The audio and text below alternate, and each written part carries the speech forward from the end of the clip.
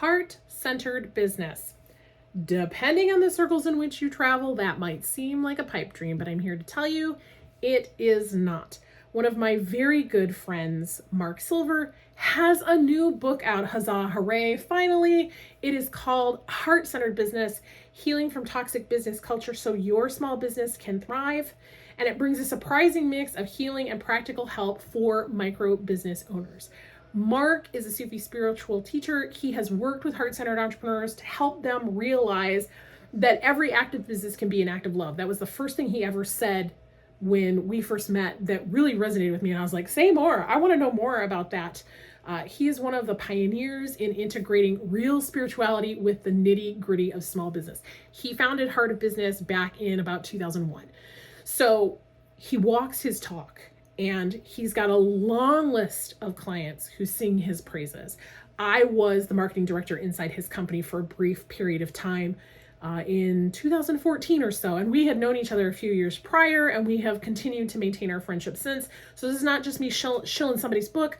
This is me talking to a good friend about something that's very important, I think, for business in general. We need to shift the conversation and change the way business is done in the world of capitalism and the toxicity that's going on there. So grab your notebooks, grab your pencils. You're going to take a ton of notes. We ranged all over in this interview, and I'm sure you're going to get a lot out of how to build a more heart-centered business, one that's more in integrity and more ethical for you. So cue the fancy intro music.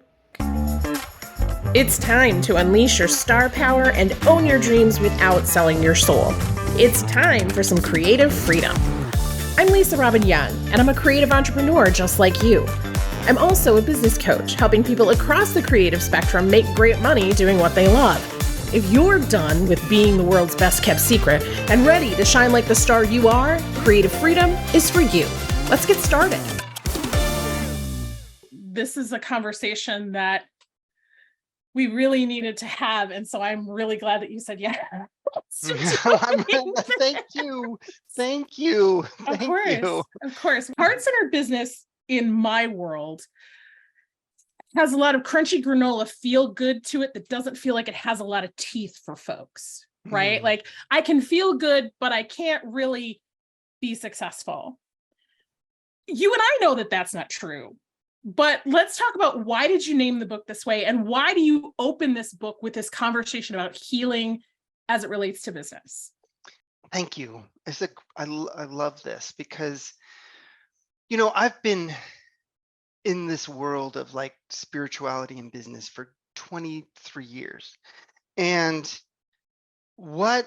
I've really seen the conversation evolve over that time. Like, it's not the same conversation that we were having in the late 90s, early 2000s. And I wanted to start here because that's where I believe we have to start. Like, I don't know any other place to start. The world of toxic business has become so expansive and so painful and so destructive that I don't really have a lot of patience for trying to be careful or walk on eggshells or try to present something other than what's true. And like there's a thousand different ways that we could hurdle off various cliff edges at this point. And I don't think we do ourselves any good to anesthetize ourselves to that truth. I think we have to be awake.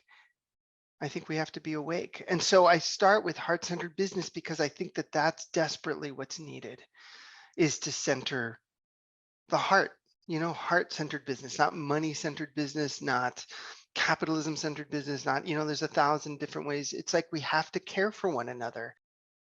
Business has taken an outsized role way more than it should be taking on. And business has existed.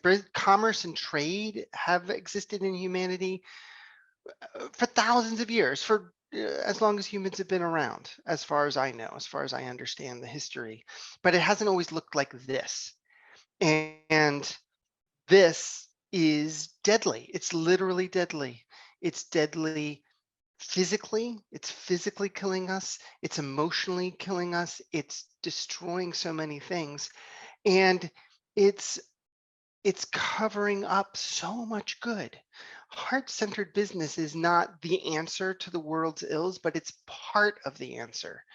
And the healing that's needed is not to allow things to go on as they are, and it's not to eliminate commerce and trade, which, isn't doesn't isn't reasonable.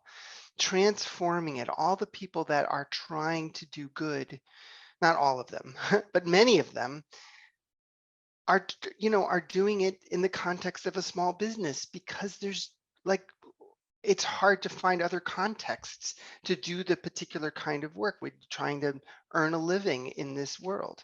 And so doing it in a heart-centered way, trying to have a healthier relationship with the world around us. So that's kind of a lengthy answer, but I'm very passionate that the healing, like we need to heal our relationship to business if we're going to take on the practical nitty-gritty aspects of making a business work without adding to the harm that's in the world.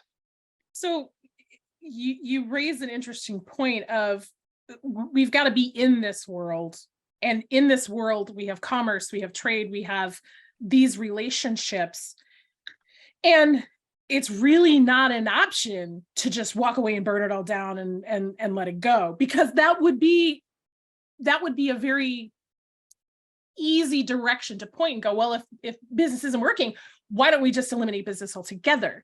And you write about making space for discomfort and allowing us to just be with whatever's there, including the things that are uncomfortable. Can you talk about that? Because I think that becomes a gateway for us to recognize, yeah, things are problematic and things aren't working, but that doesn't mean we have to default to the things that are terribly effective and harmful. Yes, exactly. I think that's lovely. So all of this terrible stuff spoken about, probably, taking up a lot of space. There's also love. There is also the truth of our wisdom and our connection to something that none of us is separate from. The oneness and the love and the care and the strength. And when we have discomfort with something, our culture teaches us, Western culture teaches us to either soothe it over or turn away from it in some way or try to fix it. And that's a reaction. It's not wisdom. It's not coming from strength. It's certainly not coming from love or from the heart. I think that one of the most important capacities that a human being needs to develop is the capacity to be with uncomfortable emotions without trying to soothe or fix. And I don't mean staying in harmful situations. I don't mean allowing oneself to be abused or harmed. I mean all of those times where we have something difficult, right? So many of our clients, I'm thinking of someone right now, they're confronted with the fact like, oh my God, I hate marketing. And they should. The way the marketing is done has been really terrible. There's Yeah. terrible things that have been done in marketing. But if they just turn away from it, the business suffers. And if they just take on what other people do, they harm others and they harm themselves. And it's not really creating a sustainable business because their heart won't be able to last in it and they'll eventually give it up. But if we have the capacity, if we trust ourselves enough to know that, oh, there's something that legit that I'm reacting to, but I also don't have to be in reaction to it. And I allow myself to kind of lean in and say, is love available even here? Is there a path through? Is marketing all that, or is there something else here that's possible? We start to explore and find, oh, there are pathways in marketing. There are ways to be in relationship to marketing that are healthier, that are love centered, value centered, um, that allow us to be present and to put our business out there so that the help that we bring is visible to the people who need it in very concrete, practical ways, but isn't reproducing the, triggering, traumatizing approaches to marketing that have been so widespread in this last century or more. Yeah. Yeah. And this is something about you that I have always appreciated and respected, is this notion of, is there love even here? We've known each other for like 10 years, give or take. And, I worked inside your company briefly, and it's not something that you pay lip service to. It is very much the integral glue of everything. And so, before we started, I was talking about how you have walked this talk for so long, and not only helped other people, but been a model for other people without saying, do as I do, be who I am, follow my cookie cutter blueprint approach, which is so much of what you see in the current era of business guru thought leadership that is harmful, that is toxic, but to allow us to sit in a space where we can breathe into the truth of who we are and what we're dealing with. In your book, you talk about this laundry list of things that people are facing on a daily basis outside of business: chronic illnesses and disabilities and marginalizations and then just, regular life, to be able to stand in that space. And at one point in the book, you talk about how pulling yourself up by the bootstraps is an impossibility, and how it's been lauded as this thing. Can you talk a little bit more about that? Because I think that's an eye-opening. It opened my eyes. I was like, what? I didn't know that when you started talking about it. So I think it's so interesting to delve into like the history of the words that we use and how they turn, because it could just be treated just as wordplay, but I think there's something actually deeper there. The origin of the phrase "pull yourself up by your bootstraps," and I'm not remembering the specific historical context. It goes back, I think, into the 1800s. Was meant to describe something that was obviously impossible, because you can't pull yourself. I mean, like a bootstrap, a strap that's on your boot, you can't pull yourself up pulling on your own bootstraps. Like, it doesn't work. It's a ridiculous thing in an age where people had bootstraps and understood what that meant. But bootstrapping has become a term of pride, like to do something and what that does is it operates on so many different levels. For people that have unexamined privilege, it leaves them believing that they did it on their own, when in fact they were helped by so many people and so many things and so many structures. And there's no harm in receiving help, but to believe that you weren't helped means that you judge others who didn't have the same help, and aren't able to be successful. It also leaves people who don't have access to some of those privileges, to some of that kind of help, and thinking that there's something wrong with them, that they can't do it on their own. We all need such help. It's interesting. There's a the Horn Farm Center here in York County, where we live in Pennsylvania, is a center for regenerative agriculture and education. And we were on a foraging walk, and the person leading it and they're fabulous. We love them so much. Was explaining that a meadow is a competitive environment. There's a bunch of plants that are riotously competing for the same things, and that's why meadows don't can't stay stable. They transition into woodland quite naturally over the course of a few years.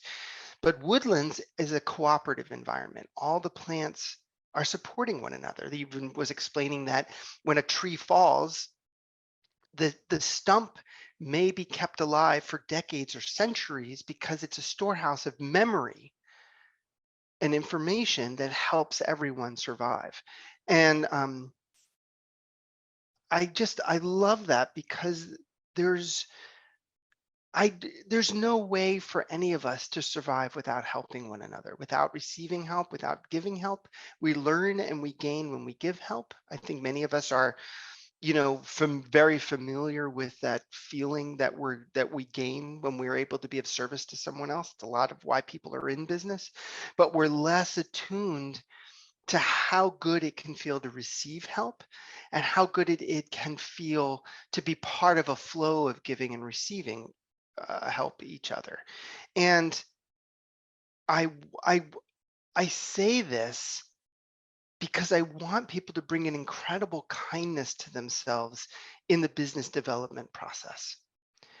I don't want them to think that there's something wrong with them. So many people come to us saying, "Oh, my business is broken." It's like, it's not broken, it's developing.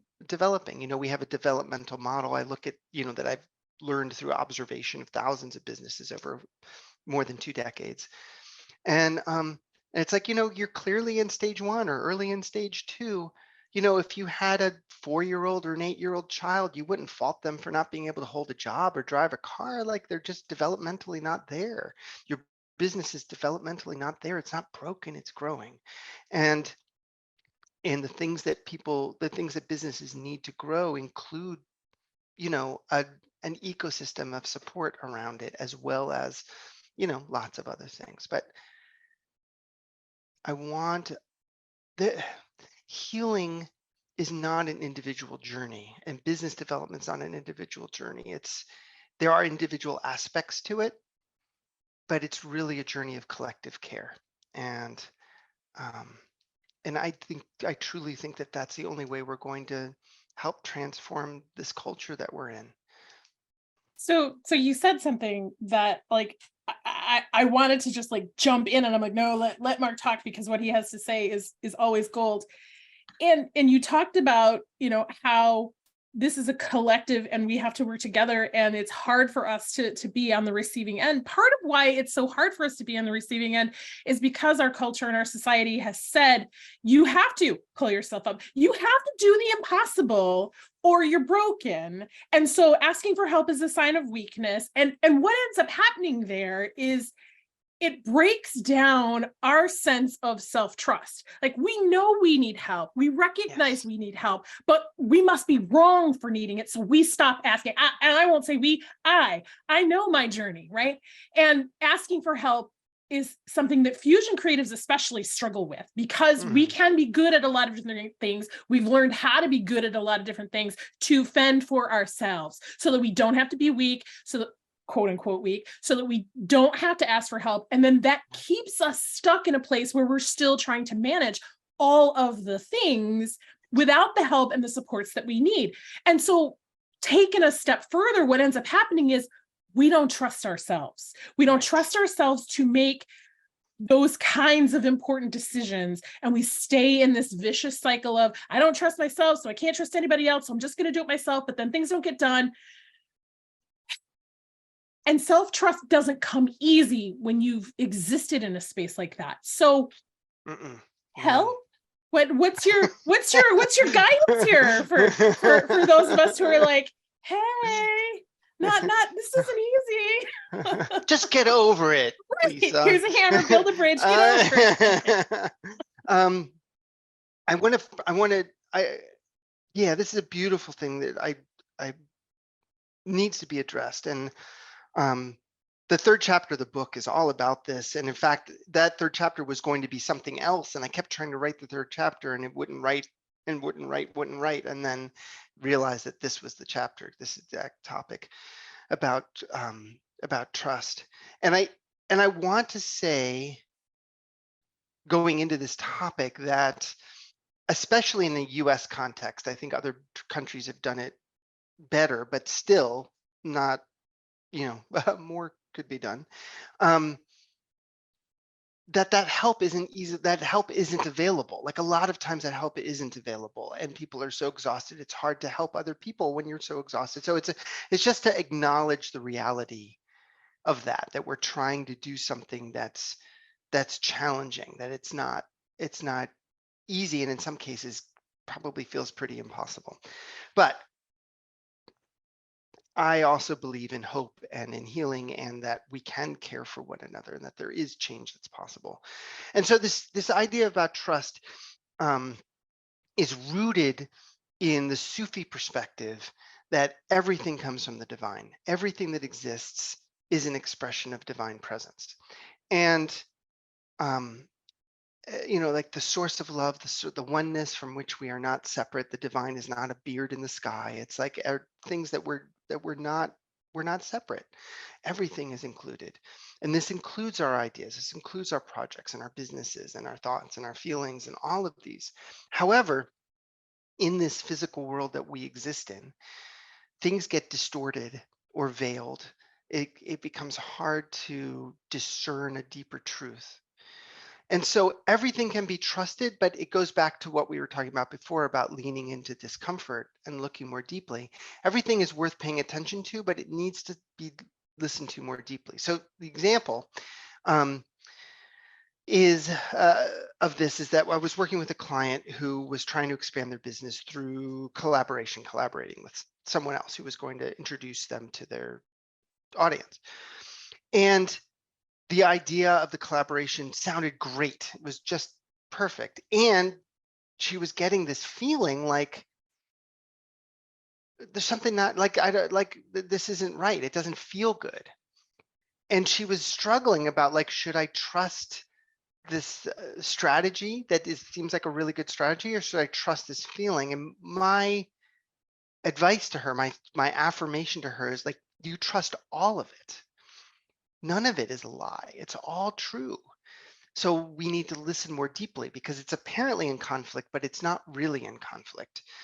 And when she took the time to slow down, healing work, the heart-centered work, the listening more deeply, she saw that the collaboration is a fantastic idea, but she also saw that there are things that she was wanting in the collaboration that weren't present, that her needs weren't going to get met, and that I was able to support her in finding her own sovereignty and her own strength to speak up to this collaborator, potential partner, and say, hey, is it okay? There's these things I need for this for this to work on my end. The collaborator was totally fine. He was totally fine with it. And she was prepared to walk away from the collaboration if if they weren't able to be met.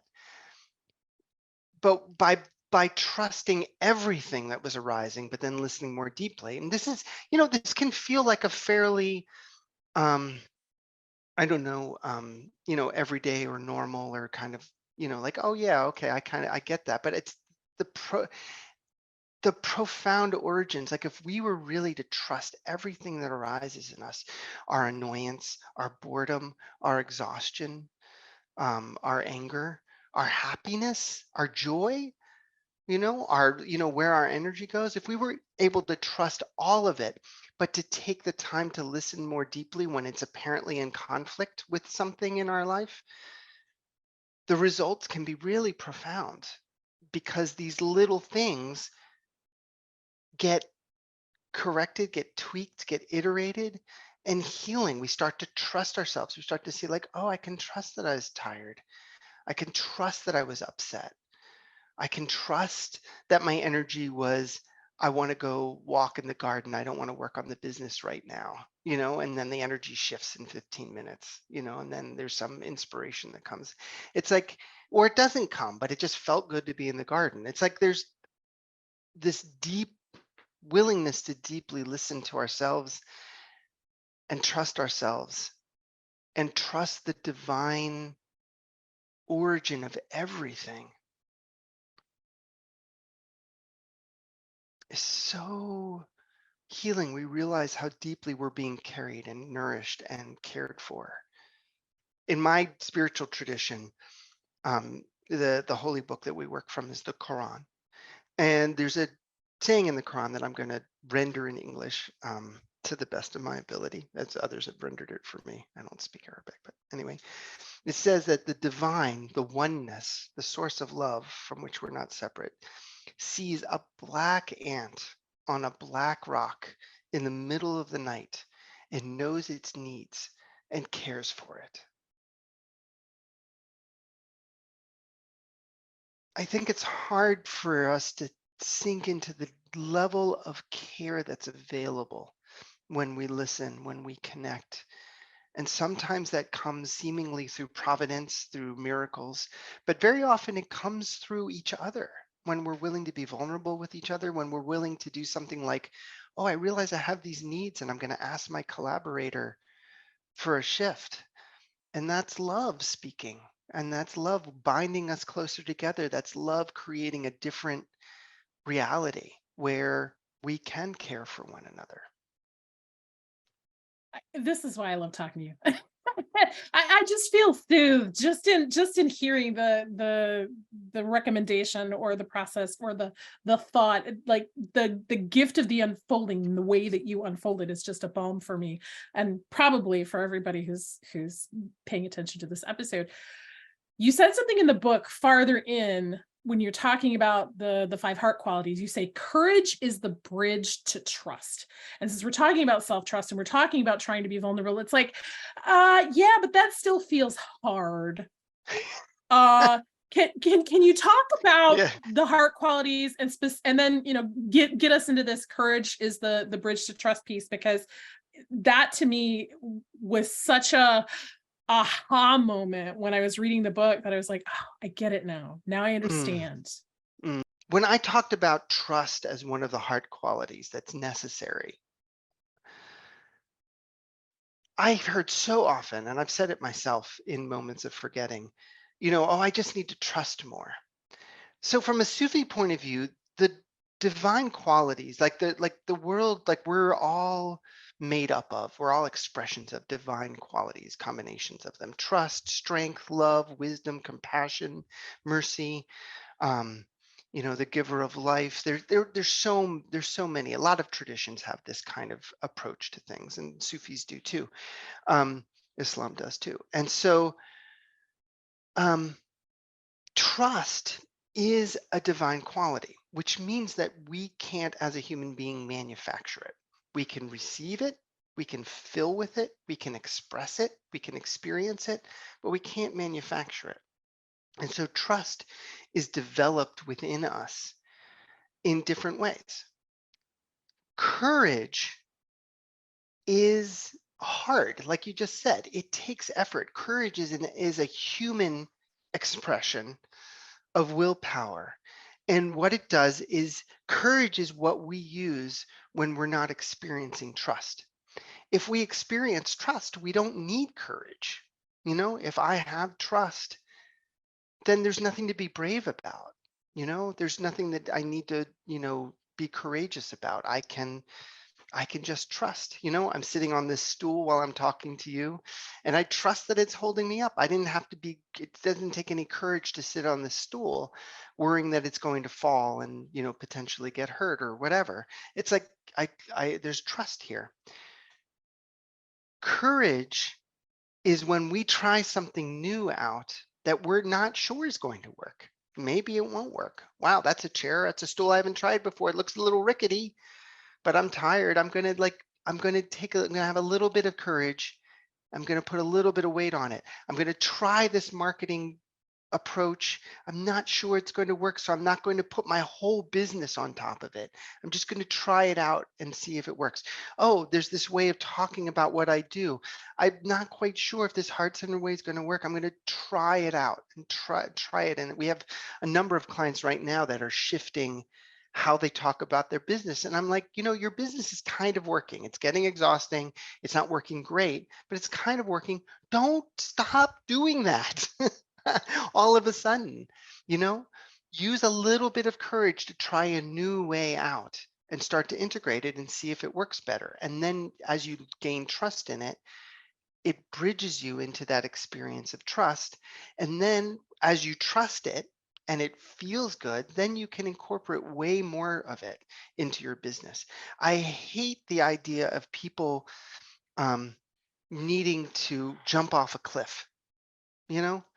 Um, I've jumped off of high places into water before, but only because I had trust. I've investigated the water. I know there's no objects down there I'm going to get hurt on. I see other people jumping.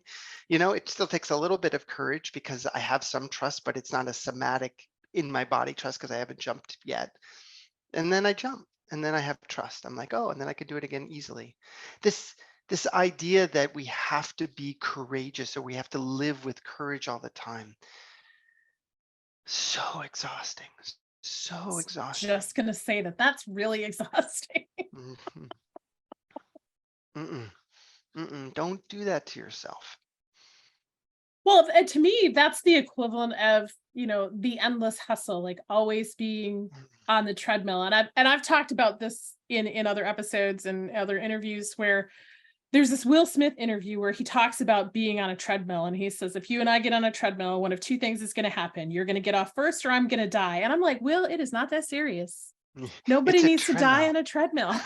It's Like, a treadmill. right. And being the hardest working person in the room has been lauded and glorified and praised and has developed this energy of exploitation in so many industries. That's why you see so many people on strike right now saying, this is ridiculous. We deserve better. And we're not going to come work for you again until we get it.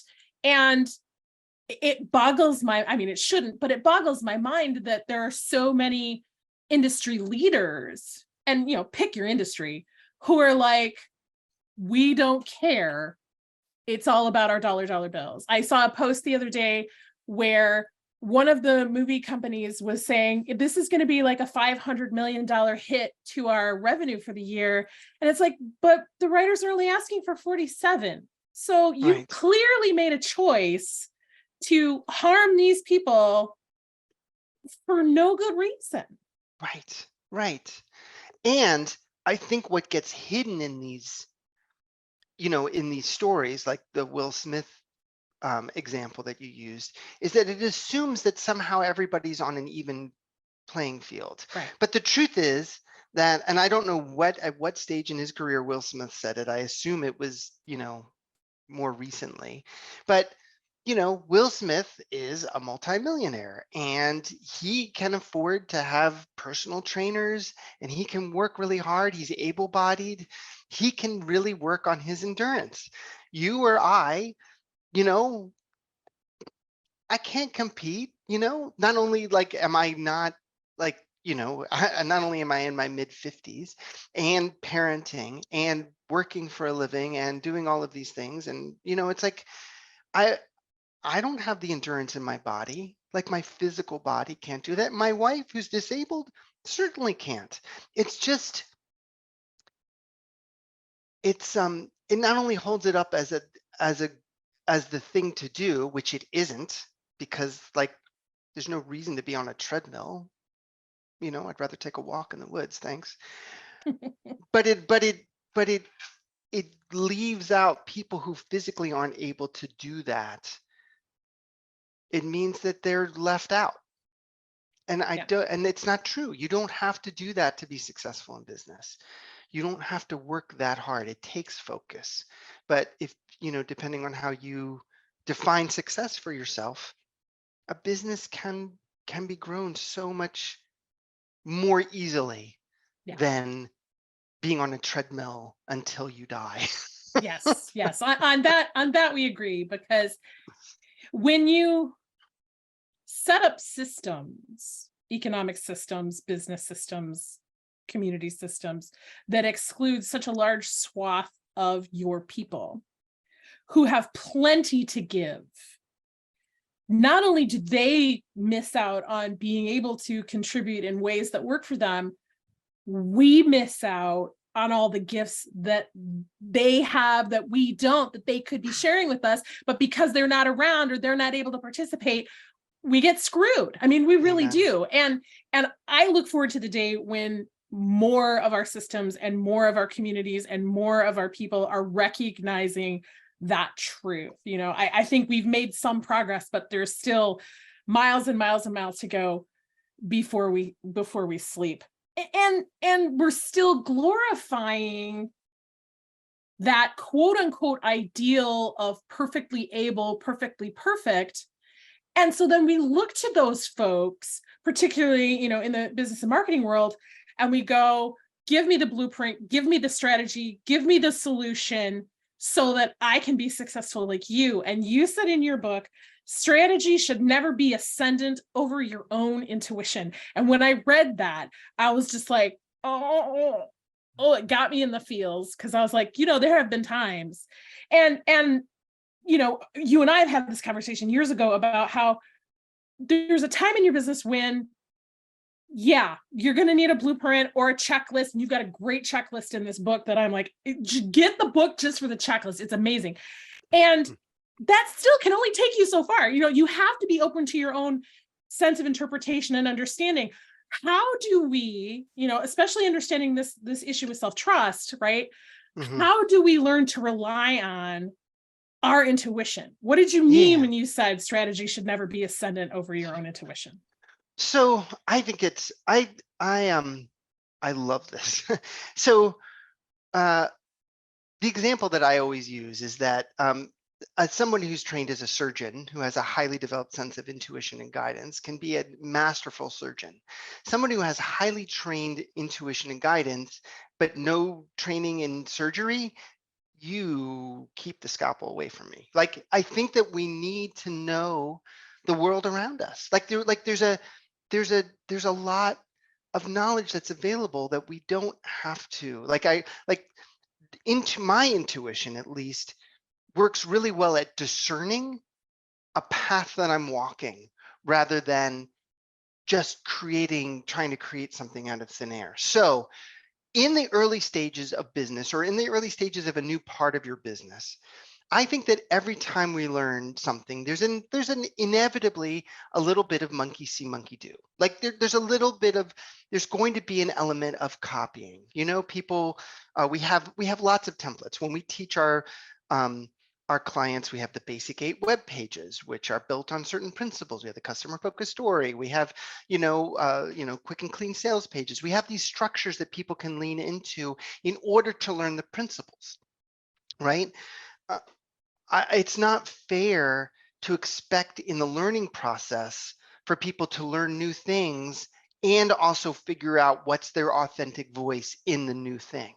It's too much to try to process at once. Yes. But what I'd like to see people do is learn the new thing, knowing that they're learning about a principle, about a terrain.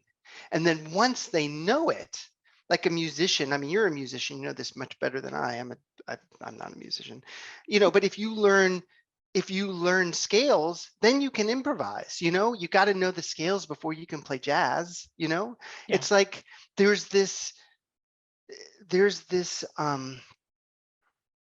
misunderstanding that if you learn the fundamentals, that you'll be stuck just doing a copycat of what other people are doing. And I'm saying, yes, learn, but don't stop there. Then once you learn and you integrate it, then you start listening, and then you go, okay, I understand the terrain enough. I can start to improvise without, going counter to some of the fundamental principles. I'm not just making it up out of thin air and accidentally, undermining my business or disconnecting from clients. So when we're looking then for teachers to teach us the things we need to learn, how do we know who to trust when we've seen these shystery, smarmy, questionable, unethical things going on in the marketplace, and they are often the loudest, glossiest, slickest, sexiest people that are really good at wooing us from our pocketbook? How do we decide who we can really trust and learn from? Well, you trust me. That's who right. you trust. You trust us, right? But I mean, barring that, what else? Mostly, we end up trusting people that are not trustworthy when we're in a panic, when we're in reaction, when we're moving too quickly. I have had the great fortune of having in my past history, having been a paramedic in 911 systems. And 95% of the calls that we went on were not emergencies. If we did not go lights and sirens and we just took our time, or even if we stopped for a meal and then got there, we didn't do that. But if we had, no further harm would have come to the person. It wasn't an emergency. So as we think of it. There were a few things that were emergencies, and it was a good thing that we could move quickly. Life is like that. Very little is an emergency, even if it feels very urgent to us. There's no business program. I tell this to my team all the time. We're not running a 911 service. Like, it's okay. We can slow down. Um, there's no offer out there that needs to be acted on so quickly that you can't take time to reflect, to think, to ask for advice, to get second opinions, to do a little internet search to see whether other people are saying good or bad things about this particular person. Um, one of the most manipulative aspects of sales is when people try to shorten your decision making timeline.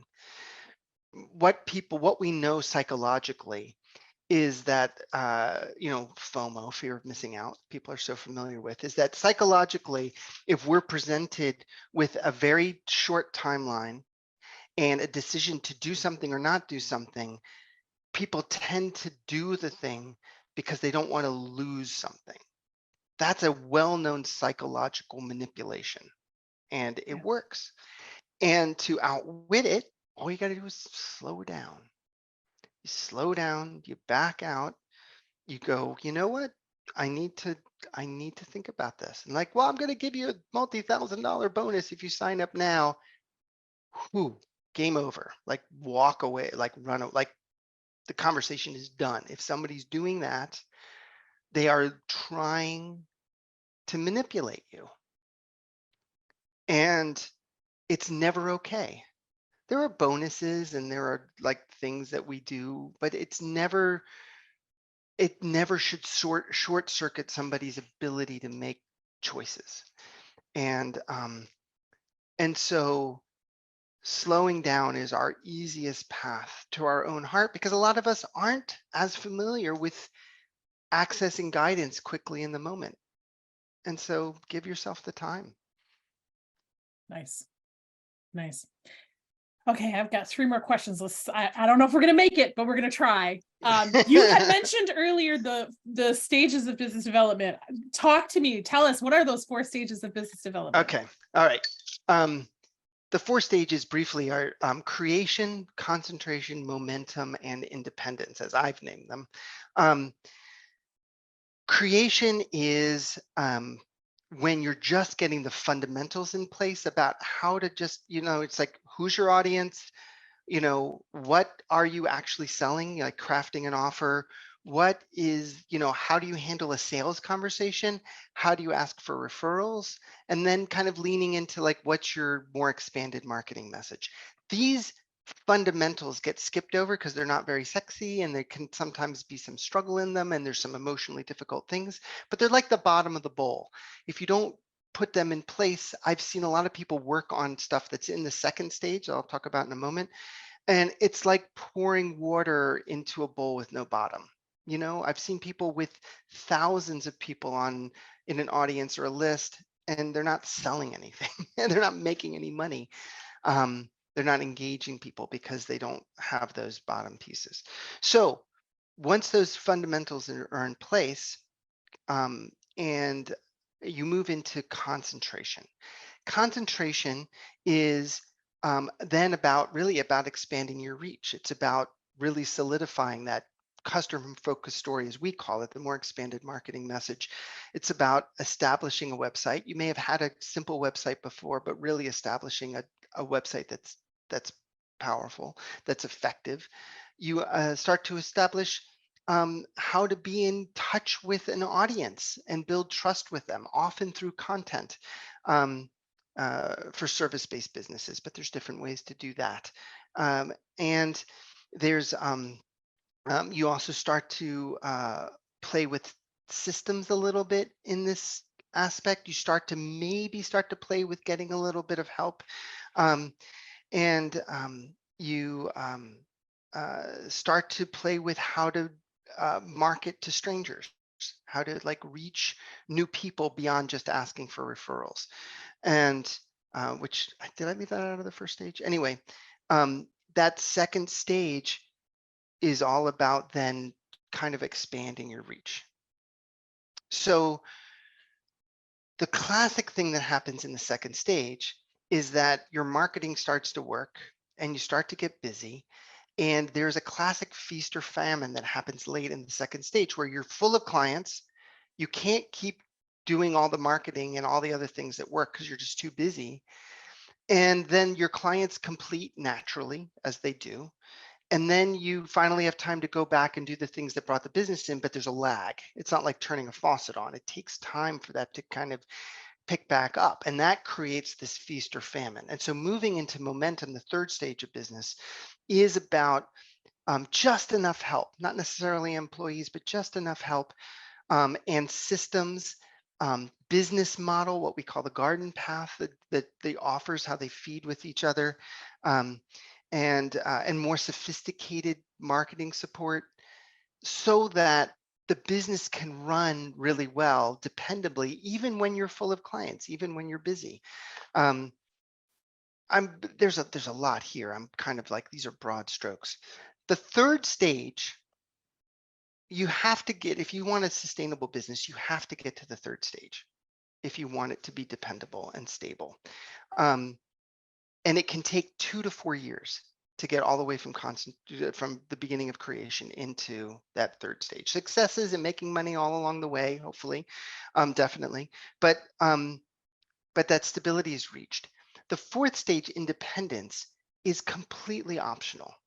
Whenever somebody comes to me saying, I want to go to that fourth stage, I push back hard on them and make sure that they're really up for it because it's different.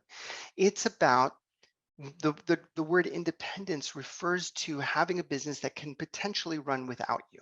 You have other people providing services. You have a team, which means employees on a payroll.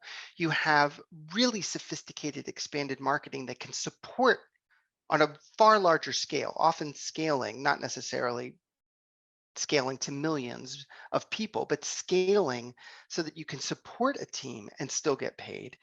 Um, it's becoming a CEO. It's becoming the leader of a company as opposed to someone who's providing a service but is just well supported by systems and structures and team. So there are a lot of benefits and a lot of wonderful things in the fourth stage, but it's a different animal, and you have to. It takes a lot of resources and a lot of time and energy to do that. And it's and you have to be clear that that's what you're up for and not just do it because you think you should. Awesome. Awesome. All right. So first stage, second stage, marketing. You said something that I was like, oh, that's not something I've ever heard before. Marketing is not about attraction. What is it It is about? not. It is not about attraction. So anybody who's trying to do marketing and had this feeling in them like, oh, I've got to attract people in, that is the most common source of that feeling of like, oh, marketing feels gross. And then people get stuck, they get paralyzed going, oh, if I'm not writing this because I have to be able to pull people in. That's where things go sideways. Attraction is the province of love. It comes from the heart. It comes from deep care. It comes from a desire to be in service. Love is something that people feel when they're in contact with your business.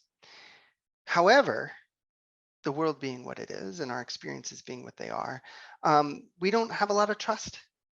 We're either moving too fast to even notice love, or we wonder like, is this really love? Do they really care? Or are they just pulling one over on me? Marketing is about safety. Marketing is about communicating safety to people so that they feel seen, they feel like you're not going to do them harm, and it gives them the ability to take a breath and to slow down and then to look more closely at your business and at your offer to see, is there love there? Is there resonance? Is this relevant to me?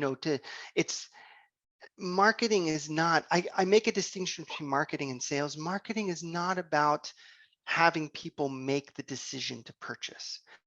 Marketing is about nurturing the relationship of safety and love and care in a sustainable way, in an appropriate way, so that people can be close enough to your business so that they can make the choice for themselves about whether your work is what they need.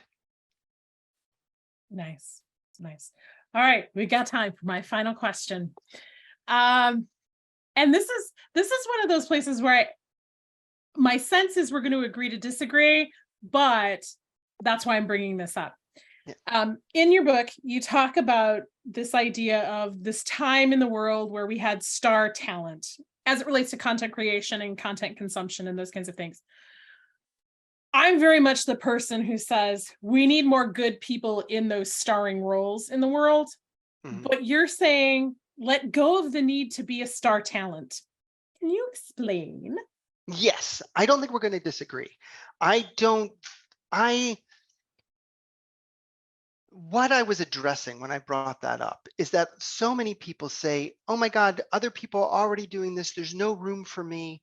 I shouldn't speak up. I shouldn't bring my voice out because there's other people doing it. And what I was explaining is that we've been in this anomalous time in human history that has never existed before because of technology. Millions of people are listening to just a handful of people, and the internet kind of started to break that down, and we don't just have 6 channels of television to watch. We don't just have like the one, the Walter Cronkite that everybody's watching or whatever it is, the middle-aged white man that everybody's paying attention to in the culture. Um, we have an a, a banana pants number of individual conversations that are happening, and each person's voice is so important. Now, people can be elevated into way more visible roles. It happens, um, I wrote a book. I have, I won't say I'm one of those big stars with millions of people. I have enough people looking at me. It's more than, a lot of our clients have, dozens or a few hundred people. We have thousands of people that are looking at Heart of Business. So it's not that people can't move into those roles and hopefully handle it responsibly and have feedback and checks and balances on themselves about, acting right when they have that kind of power in a humble way. Um, I just don't think we should be aiming for that. I think if we aim for that, especially when we're starting out, it can be soul crushing. It can make it feel unattainable. It can distract us from what we're trying to do, which is really be of service and to like have a sustainable income and be cared for. Now, when I was very new at Heart of Business, a dear friend of mine who was also in the Sufi healing school with me, he was a millionaire. He'd done really well, and we were really struggling then because everything was so new, and Holly was chronically ill, and all of these things, and he said, I can see you're going to be successful. I could not see $100,000 a year, the $8,500 a month. I'm like, oh my God, I'm trying to make $3,000 to $4,000 a month. I'm just trying to like pay our bills. And he's like, I can see this. When we got there, and then I could see the next step. I want to encourage everyone to stay humble. Like we may never get to the point where we have millions of people in our audience, or multiple hundreds of thousands of people in our audience. I can start to kind of feel that I could kind of start to feel that, the pathway there. Be where you are. And then the next step, whatever that is for you, you're going to be able to feel it in your bones. You're going to feel it in your gut. You're going to see someone, can probably help you if you're not already clear about the pathway to the next step. If we hold too much ambition, usually, not that some people aren't filled with that kind of authentically, but I think fewer than we think. If we can stay humble, if we're pushing towards that, chances are it might be coming from the culture, from an unhealthy part of the culture that is not built in a collective collaborative future where we're all taking our place and helping each other, but coming from this unhealthy, really unhealthy aspect of capitalism and colonialism and saviorism and white supremacy that says we need the savior, we need the king, we need the one person who's going to save us, which is never true. that story is just not true. And um, and and taking it on for ourselves can be really unhealthy. I love that. Mark, you have dropped so much wonderful truth for us today, and just really opened your heart and shared on such a deep level, and I'm really appreciative. Is there anything you thought we'd cover? Anything you want to say? Anything that I didn't hit on that you want to share with everybody? The biggest frustration for me in working with clients that I often tell people is that I can't download, 2 or 3 years of learning, moving from creation into momentum. I can't download it in an hour or in an afternoon or in a week. And your business functions, like the more pieces you put in place, the better it functions. And of course, if you just put one piece in place, it's not going to be enough. And you put the second piece, it's not going to be enough, but it'll do a little better. And so I guess I just want to call in so much compassion for each of us on the journey as you develop your business, that if you have to do something else to sustain yourself while the business is developing and you inching towards a place where you can like be self-employed, that's totally normal. I worked a part-time job before I was, fully self-employed, as I have been now for more than 2 decades. But I just want you to have so much kindness for yourself and spaciousness on the journey. You can get there. So many people have got there, but if you push too fast and too far, you'll harm yourself. And it's just not worth it. We need you. We need you in the long term. I felt that one. Mark was speaking just to me, you guys. No, he was speaking to all of us, but it really got I'm me. talking to me. I'm not talking about myself. Right. We so often teach what we most need to learn, right? Oh, okay. The name of the book is Heart-Centered Business: Healing from Toxic Business Culture So Your Small Business Can Thrive. This has been Mark Silver. An absolute thrill and an honor to have you here, my friend. Until next time, my friends, and blessings and peace. Have a good one. So did I lie? I told you there was a lot of really good stuff in this conversation, and there's even more great stuff inside Mark's book. It's at heartcenteredbusinessbook.com. You can learn more about Mark at heartofbusiness.com and see his offerings there. If the conversation that we've had today really resonated with you and you're curious about how you can work with Mark and his team, that's the place to go to learn more. All of these links will be on the show page and in the show notes so that you can get those. And if you are looking for other Creative Freedom episodes and you're like, what's up with season 8? Well, the writer's strike is finally over, or it looks like it's about to be over. So we are looking forward to bringing more episodes in the coming weeks. So stick around and stay tuned for that. If you're not already on our list or you're not getting notifications, what are you waiting for? Get yourself all connected and hooked up and buttons pushed and links and bells and all those things that you need to do to stay with us. And until next time, for more inspiration and education to help you unleash your star power and own your dreams without selling your soul, then come see what's shaking over at creativefreedomshow.com. You know you want to.